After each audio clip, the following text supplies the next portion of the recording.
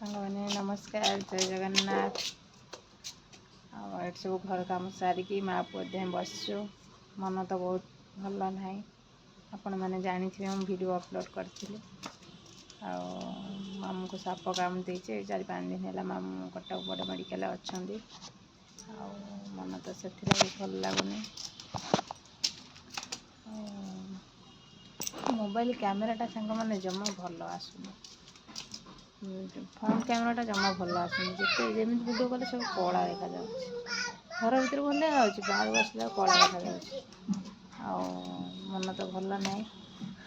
ଆଉ ଭିଡ଼ିଓ ବି ସେଥିପାଇଁ କରିପାରୁନି। ଆଉ ସାଙ୍ଗମାନେ ଆକ୍ଚୁଆଲି ମୁଁ ଗୋଟେ ମିଷ୍ଟେକ୍ କରିଦେଇଛି। ମୁଁ ଯେଉଁ ଭିଡ଼ିଓ ଅପଲୋଡ଼ କରୁଛି ତାରେ ସେୟାର ବଟନ୍ ଲଗାଇବା ପାଇଁ ମୁଁ ଭୁଲି ଯାଇଛି। ମୁଁ ୟୁଟ୍ୟୁବରେ ଦେଖିଲି କେମିତି ଡାଉନଲୋଡ଼ କେମିତି ଲାଗୁଛି। କିନ୍ତୁ ଆମ ଗେଲୁ ବର୍ତ୍ତମାନ ଡାକୁଥିଲୁ ହାଇ କରିଦିଅ ସାଙ୍ଗମାନଙ୍କୁ।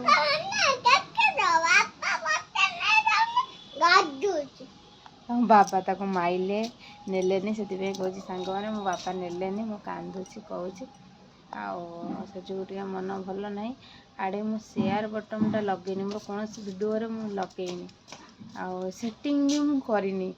ଏମିତି ଭିଡ଼ିଓ ଜଷ୍ଟ ନର୍ମାଲି ମୁଁ ତ କରିଦେଉଛି, କିନ୍ତୁ ସେୟାର ବଟନ୍ ଲଗେଇବା ପାଇଁ ମୁଁ ଭାବିଲି ଯେଉଁମାନେ ଦେଖୁଛନ୍ତି ସେମାନେ ସେୟାର କରିବେ ବୋଲି, କିନ୍ତୁ ସେଟା ଚ୍ୟାନେଲରେ ଭିଡ଼ିଓରେ ଲଗେଇବାକୁ ପଡ଼େ ବୋଲି, ସେଟିଂ କରିବାକୁ ପଡ଼େ ବୋଲି ମୁଁ ଆଉ ଜାଣିନି।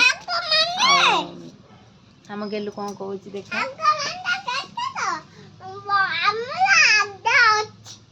ଆମର ରାଜା ଅଛି। ରାଜା ମାନେ ଆମର ଗୋଟେ କଇଁଚ ଛୁଆ ଅଛି। ଆଡ଼େ ଗେଲୁ ଖେଳିବ ବୋଲି ଆମର ଗାଁରୁ ଆସିଥିଲା। ସେ ଜଷ୍ଟ ବଡ଼ ଏଡ଼େଟେ ହେଲାଣି, ଖାଇ ପିଇକି ଏଡ଼ିଟେ ହେଇଥିଲା, ଖାଇ ପିଇକି ଏଡ଼େଟେ ହେଲାଣି। ଆଉ ସେଟା ସେ ତା କହୁଛି ସାଙ୍ଗମାନେ ଆମ ରାଜା ଅଛି କହୁଛି। ଆଉ ମନ ତ ବହୁତ ଖରାପ। ଫାଇନାଲି ମାମୁଁଙ୍କ ଦେହ ଟିକେ ସୁସ୍ଥ ହେଲାଣି। ଆଜି ସେମାନେ ଡିସଚାର୍ଜ ହେବା କଥା, କିନ୍ତୁ ଯେହେତୁ ଡକ୍ଟର ରାଉଣ୍ଡରେ ଆସିଲା ପରେ ଯାହା କିଛି କହିବେ, ଆଉ ସେ ଯୋଗୁଁ ଅପେକ୍ଷା କରୁଛୁ। ଆଉ ମୁଁ ତ ନିଜର ଲୋକ ମେଡ଼ିକାଲରେ ଥାଆନ୍ତି କିମ୍ବା ଯେକୌଣସି ସମସ୍ୟାରେ ପଡ଼ିଥାନ୍ତି, ମନ ତ ବହୁତ ଖରାପ ଲାଗେ। ମାମୁଁଙ୍କର ତ ସାପ କାମୁଡ଼ିଛି, ହଁ ସିଏ ଟେନସନ୍ ଅଛି, ରୋଷେଇବାସ ହେଇକି ଭଲ ମନ୍ଦ ହେଇକି ଯାଉଛି, ସିଏ ତ ଅଲଗା ପ୍ରକାର। କିନ୍ତୁ ଘର ପାଖରେ ଯେଉଁ ପଡ଼ୋଶୀ ଜଣେ, ତାଙ୍କର ବି ଅପରେସନ୍ 4-5 ଦିନ ହେଲା ହେଇଛି।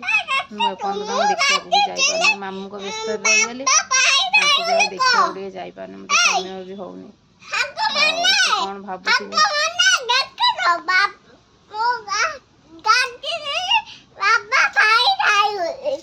ସାଙ୍ଗମାନେ ଦେଖିଲ, ମୁଁ ଗାଧୋଉଥିଲି, ମୋ ବାପା ପାଣି ଢାଳିଲେ। ଗେଲୁ ମୁଁ କଥା ହେଲା ଗେଲୁ ତ ମନକୁ ମନ ଆସିବ, କିଛି ନା କିଛି ଗୋଟେ କଥା କହିଦେବ। କହିବ କ'ଣ ମାମା କହୁଛି ହେଲା। ଆଉ ଏମିତି ତ ମାନେ ମନ ତ ବହୁତ ଖରାପ ଅଛି। ଯେପର୍ଯ୍ୟନ୍ତ 2 ଜଣ ମେଡ଼ିକାଲକୁ ନ ଆସିଛନ୍ତି, ସେ ପର୍ଯ୍ୟନ୍ତ ଗୋଟେ ମାମୁଁ ଆଉ ସେ ଭଉଣୀ ଯିଏ, ଆଉ ସେ ଯେପର୍ଯ୍ୟନ୍ତ ନ ଆସିଛନ୍ତି ନିଜ ମନକୁ ଟିକେ ବି ଭଲ ଲାଗୁନି। ଆଉ ଆଜି ମାମୁଁ ଡିସଚାର୍ଜ ହେଇଗଲେ ଭାବୁଛି ବେଳାବେଳି ତାଙ୍କୁ ଟିକେ ଯାଇ ଦେଖିଦେଇ ଆସିବି ବୋଲି। ଆଉ ଯେହେତୁ ତାଙ୍କର ଷ୍ଟୋନ୍ ଅପରେସନ୍ ହେଇଛି, ଆଉ ମାମୁଁଙ୍କ ତ ସାପ କାମୁଡ଼ିଛି, ତେଣୁ ମାମୁଁ ରିକ୍ସରେ ଥିଲେ, ସେଥିପାଇଁ ମାମୁଁଙ୍କ ପାଖରେ ରହିଗଲି। ଆଡ଼େ ରୋଷେଇବାସ ହେଇକି 3 ଟାଇମ୍ ଯାଉଛି ମାମୁଁଙ୍କ ପାଖକୁ। ଆଉ ଭଗବାନ ଦୟାରୁ ମାମୁଁଙ୍କ ଦେହ ଟିକେ ସୁସ୍ଥ ହେଇଗଲା, ଯାଉ ସେଇଟା ହିଁ ସବୁଠୁ ବଡ଼ ଖୁସି। ଆଉ ଏହା ଟିକେ ଡିସଚାର୍ଜ ହେଇଗଲେ ଗାଁକୁ ପଳେଇଲେ ଆଉ ଟିକେ ମନ ଭଲ ଲାଗିବ। ବ୍ୟସ୍ତ ଲାଗୁଛି ନା, ତାଙ୍କ ପାଖରେ କେବଳ ଝିଅ ଜଣେ ଅଛନ୍ତି। ଆଉ ତାଙ୍କ ଝିଅ, ବଡ଼ ଝିଅ ଅଛନ୍ତି, ଛୋଟ ପିଲାଟେ କିଛି ଆଉ ମୁଁ ତ ଯାଇ ରହିପାରିବିନି ମେଡ଼ିକାଲରେ। ଆପଣ ଜାଣିଥିବେ କଟକ ମେଡ଼ିକାଲରେ କେମିତିଆ ପରିସ୍ଥିତି, ଅଲଗା ପେସେଣ୍ଟ ମାନେ ସବୁ କେମିତି ପଡ଼ିଥିବେ। ଆଉ ଯିଏ ମାନେ ଯନ୍ତ୍ରଣା ଭୋଗୁଛି, ସିଏ ସେଠି ମାନେ ପଡ଼ିଛି, ସିଏ କଷ୍ଟ ଅନୁଭବ କରୁଥିବ। ତା ସାଙ୍ଗରେ ଯିଏ ଯାଇଛି ସିଏ ବି ଅନୁଭବ କରୁଥିବ।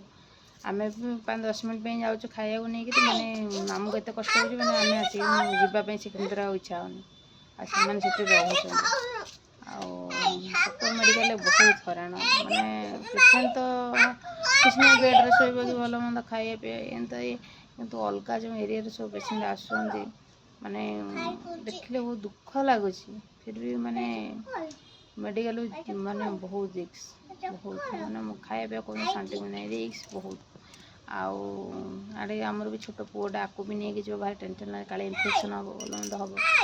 ଆଉ ସେ ଯୋଗୁରୁ ଆଉ ବାପା ତ ଶୁଣିକି କହିଲେ, ଆଉ ପୁଅକୁ ନେଇକି ଯିବୁନି ବଡ଼ ମେଡ଼ିକାଲ ବାରମ୍ବାର ନେଇକି ଯିବୁନି, କିନ୍ତୁ ଆମେ କ'ଣ କରିବୁ, ଆମେ ଯିବୁ ମାନେ ସେ ଆମ ସାଙ୍ଗରେ ଯିବ। ଆଉ ମାନେ ଗଲାବେଳେ ମାସ୍କ ବି ମୁହଁରେ ଦେଇକି ଯାଉଛୁ, କାହିଁକିନା ଇନଫେକ୍ସନ୍ କେତେବେଳେ କେଉଁଠି ହେବ କେହି କହିପାରିବେନି। ଆଉ ମେଡ଼ିକାଲ ମାନେ ବହୁତ ରିକ୍ସ। ପ୍ରାଇଭେଟ୍ ନର୍ସିଂ ହେଇଥିଲେ ହଁ ଚଳିଥାନ୍ତା, କିନ୍ତୁ ବଡ଼ ମେଡ଼ିକାଲ ମାନେ ବହୁତ ରିକ୍ସ।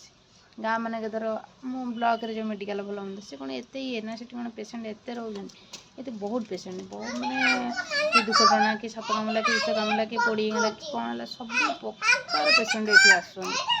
ତେଣୁ ଏଠି ମାନେ ଇନଫେକ୍ସନ୍ ହେବାର ସମ୍ଭାବନାଟା ବହୁତ ଅଧିକ। ଆଉ ଖାସ୍ କରି କଟକ ବଡ଼ ମେଡ଼ିକାଲ ଯେଉଁମାନେ ଆସୁଛନ୍ତି, ମୋ ଭିଡ଼ିଓ ମାଧ୍ୟମରେ ଏତିକି କହିବି, ଛୋଟ ପିଲାଙ୍କୁ ଜମା ଆଣନ୍ତୁନି। ଆଉ ହଁ ବାଲି ପକା, ଛୋଟ ପିଲାଙ୍କୁ ଜମା ଆଣନ୍ତୁନି, କାହିଁକିନା ଛୋଟ ପିଲାଙ୍କୁ ଆଣିଲେ ସତ କଥା ମାନେ ବହୁତ ଶୀଘ୍ର ଭାଇବ୍ରେସନ୍ଟା ହେବ, ମାନେ ସ୍ପ୍ରେଟା ହେବ, ମାନେ ଇନଫେକ୍ସନ୍ ପୁରା ବହୁତ ଜଲ୍ଦି ଛୁଆଙ୍କୁ ଧରିବ। ମାନେ ବଡ଼ ମଣିଷ ଟିକେ ଆଡ଼ଜଷ୍ଟମେଣ୍ଟ ହେଇଯିବ, କିନ୍ତୁ ଛୋଟ ଛୁଆଙ୍କୁ ଚଟକିନି ଧରିଦେବ। ଆଉ ସେ ଯୋଗୁଁ ତ ମନ ବହୁତ ଖରାପ। କିନ୍ତୁ ଆଜି ମାମୁଁ ଯିବେ, ଆମର ଗେଲୁ ବାପା ଯିବେ, ନେଇକିରି ମେଡ଼ିକାଲରେ ନେଇକି ଛାଡ଼ିକି ଆସିବେ, ଘରେ ନେଇକି ଛାଡ଼ିକି ଆସିବେ। ଆଉ ଆମେ ଆଉ ମା' ପୁଅ ଆଜି ଆଉ ଯିବୁନୁ। ଯଦି ସେ ରହିବା କଥା ହେଲା, ଖାଇବା ପିଇବା ରୋଷେଇବାସ କରିକି ପଠେଇବି, ନହେଲେ ଏଇ ଛାଡ଼ିଦେଇ ଆସିବେ ସିଆଡ଼େ। ଆଉ ସିଏ ବିନା ପିଆଜ ରସୁଣ ଖାଆନ୍ତି, କାହିଁକିନା ଗୋରେଖନାଥ ସାପ କାମୁଡ଼ନ୍ତି, ଆମ ଜଗତସିଂହପୁର ଡିଷ୍ଟ୍ରିକ୍ଟରେ ଅଛି। ଆଉ ଯେଉଁମାନେ ସାପ କାମୁଡ଼ନ୍ତି ତାଙ୍କୁ ଗୋରେଖନାଥ ନାଁରେ ଧଣ୍ଡା ବାନ୍ଧିଲେ 21 ଦିନ ନିୟମରେ ରହିବାକୁ ପଡ଼େ। ଆଉ ଗୋରେଖନାଥଙ୍କ ପାଖରେ ତ ଖାସ୍ କରି ଗୋଟେ ଜିନିଷ ଅଛି, ଠାକୁରଙ୍କ ମହିମା ସେଇଟା। ସାପ କାମୁଡ଼ି ଦେଇଥିବ ଯାହାକୁ, ସେ ଗୋରେଖନାଥ ପାଖକୁ ଆସିଲେ, ଗୋରେଖନାଥ ମନ୍ଦିର ଭିତରେ ଗୋଟେ ଝିଟିପିଟି ଅଛି, ସେଠି ସେ ଝିଟିପିଟି ବୋବେଇବ, ତାହେଲେ ସେ ଲୋକ ବଞ୍ଚିଯିବ।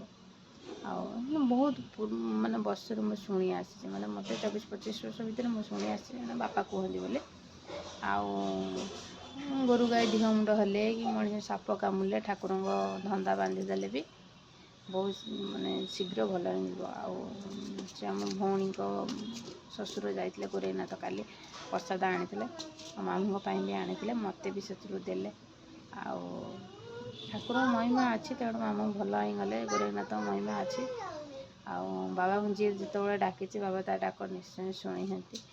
ଆଉ ଆମ ଏରିଆରେ ବୋଲି ମାନେ ଯେତିକି ଖୁସି ନୁହଁ, ମାନେ ଆମ ଏରିଆକୁ ବାହାର ଦେଶରୁ ଲୋକ ଆସୁଛନ୍ତି ଦେଖିବା ପାଇଁ, ବାବାଙ୍କୁ ଦେଖିବା ପାଇଁ। ସେଇଟା ହିଁ ସବୁଠୁ ମୋତେ ମାନେ ଖୁସି ଲାଗେ। ଆମ ଏରିଆରେ ଆମେ ଯେତିକି ଥର ନ ଯାଇପାରୁଛୁ, କିନ୍ତୁ ବାହାର ଷ୍ଟେଟ୍ରୁ ସବୁ ଆସୁଛନ୍ତି, ଦୂର ଦୂରାନ୍ତର ଲୋକ ସବୁ ବି ଆସୁଛନ୍ତି, ଆସିକିରି ଗୋରେଖନାଥ ମନ୍ଦିର ଦର୍ଶନ କରୁଛନ୍ତି, କାହିଁକିନା ବାବାଙ୍କର ବହୁତ ମାନେ ଆଲୋକିତ ଶକ୍ତି ଅଛି ସେଠି। ଆଉ ଖାସ୍ କରି ସେଠି ଯେଉଁ ଗଛ ଅଛି, ସେ ଗଛର ମୂଳ କେଉଁଠି ଅଛି ସେ କେହି ବି ଜାଣିନାହାନ୍ତି। ସେଇଟା ହିଁ ସବୁଠୁ ଯେଉଁ ବଟ ବୃକ୍ଷ ଅଛି, ସେଇଟା କେହି ବି ଜାଣିନାହାନ୍ତି, କାରଣ ସେଇଟା ଅସଂଖ୍ୟ ସଂଖ୍ୟାର ମାଡ଼ିଛି। ତା'ର କେଉଁଠି ମୂଳ, ତା'ର କେଉଁଠି ଶେଷ, ତା'ର ହିସାବ ଗଣତି ନାହିଁ।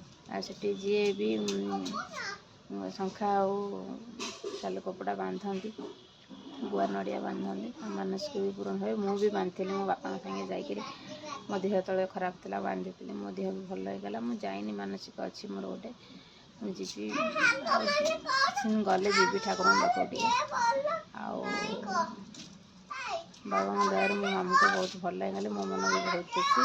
ଆଜି ବିଶ୍ୱାସ ହେଇଗଲେ ବି ଆହୁରି ମନ ଖୁସି ହେଇଯିବ। ତା ସାଙ୍ଗକୁ ସେ ଯେଉଁ ଭଉଣୀ ବି ଅଛନ୍ତି ମେଡ଼ିକାଲରେ, ଭଗବାନ ଡାକୁଛି ସିଏ ବହୁତ ସୁସ୍ଥ ହେଇକି ଫେରନ୍ତୁ। ଆଉ କ'ଣ କହିବି ଆଉ ଆପଣମାନଙ୍କୁ, 2 ଦିନ ହେଲାଣି ବ୍ଲଗ୍ ଭିଡ଼ିଓ ଆଉ କରିନି, କାହିଁକିନା ମୋର ଅଲରେଡ଼ି ଫ୍ରଣ୍ଟ କ୍ୟାମେରାରେ ସବୁ ବ୍ଲାକ୍ ଦେଖାଯାଉଛି। ଆଉ କାହିଁକିନା ପୁଅ ପକେଇ ମାନେ ମୋବାଇଲ ଉପର ଗ୍ଲାସ୍ ଗୁଣ୍ଡ କରିଦେଇଛି। ଆଉ ଗ୍ଲାସ୍ଟେ ପକେଇ ବୋଲି ତ ଏଇ ବ୍ୟସ୍ତ ଭିତରେ ସବୁ ରହିଯାଉଛି, ଆଉ ପକେଇ ପାରୁନି। ଆଉ ଦେଖିବା ପକେଇଦେବା ଆଉ, ହେଲା। ଆଉ କ'ଣ କରିବି ସାଙ୍ଗମାନେ, ରହୁଛି। ଜୟ ଜଗନ୍ନାଥ।